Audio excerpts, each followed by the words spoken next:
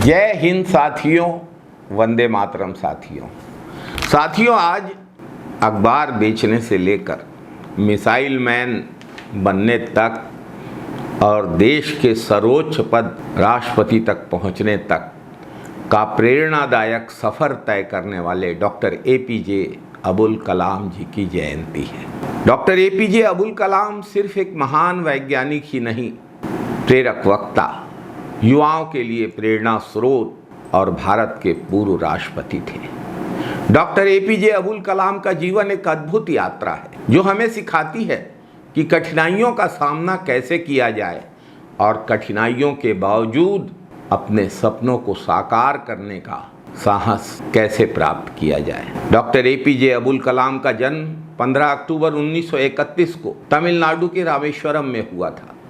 उनके पिता जैनुल आबदीन एक साधारण नाविक थे और उनकी मां आशियाम्मल एक गृहिणी थी। आर्थिक स्थिति साधारण थी, लेकिन उनके माता पिता शिक्षा के महत्व को समझते थे। उस समय जब शिक्षा लोगों की प्राथमिकता नहीं थी, डॉक्टर एपीजे अबुल कलाम के परिवार ने उन्हें पढ़ने के लिए प्रेरित किया। बचपन से ही डॉक्टर कलाम के अंदर एक गहरी जिज्ञासा थी। वे अपने स्कूल के पढ़ाई के खर्चों के लिए सुबह अखबार बेचते थे। उन्होंने मद्रास इंस्टीट्यूट ऑफ टेक्नोलॉजी में दाखिला लिया, जहां उन्होंने इंजीनियरिंग की पढ़ाई की और अपनी मेहनत और लगन से सबको प्रभावित किया। एक बार जब वे कॉलेज में पढ़ रहे थे, उन्होंने अपने प्रोफेसर से कहा, सर मैं एक दिन भारत के लिए वैज्ञानिक बनूंगा। प्रोफेसर ने हंसते हुए कहा, तुम तो बस एक साधारण छात्र हो। लेकिन डॉक्टर कलाम ने हार नहीं मानी और अपने लक्ष्य पर ध्यान केंद्रित रखते हुए कड़ी मेहनत की। डॉक्टर कलाम ने अपने जीवन में कई चुनौतियों का सामना किया, लेकिन कभी हार नहीं मानी। डॉक्टर कलाम की मेहनत और समर्पण ने उन्हें भारतीय अंतरिक्ष अनुसंधान संस्थान इसरो में सम्मिलित होने का अवसर दिया, जहां उन्होंने भारत के पहले उपग्रह आर्यभट्ट के विकास में महत्वपूर्ण योगदान दिया।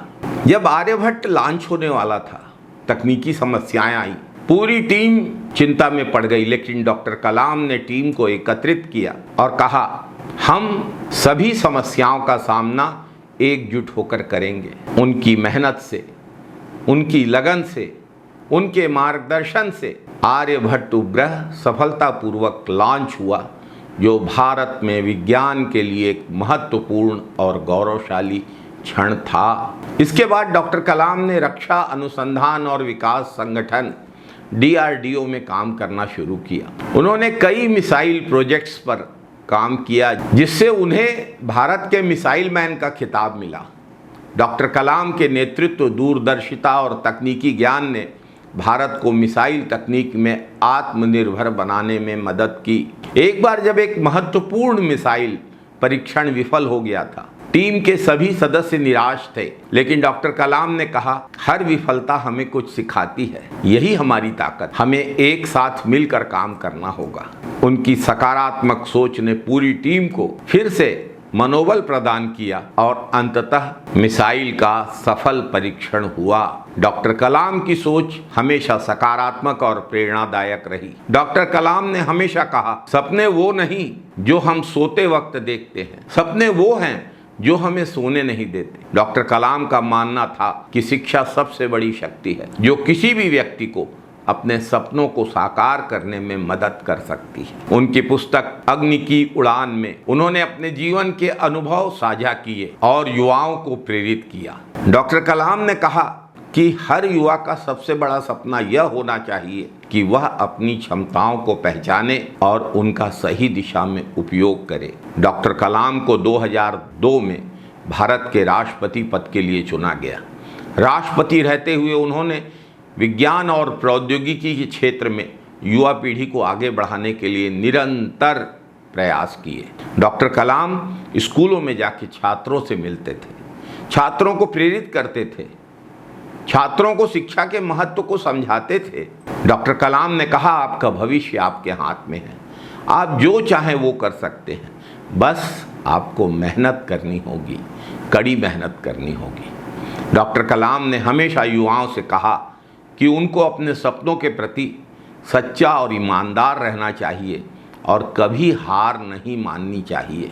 27 जुलाई 2015 को डॉक्टर कलाम का दुखद निधन हो गया, लेकिन डॉक्टर कलाम की विरासत जीवित है। डॉक्टर कलाम ने जो प्रेरणा दी वह आज भी युवाओं के दिलों में है। डॉक्टर कलाम का जीवन हमें यह सिखाता है कि अगर हम मेहनत करें, विश्वास रखें और अपने सपनों के प्रति समर्पित रहें तो जीवन में कुछ भी असंभव नहीं है।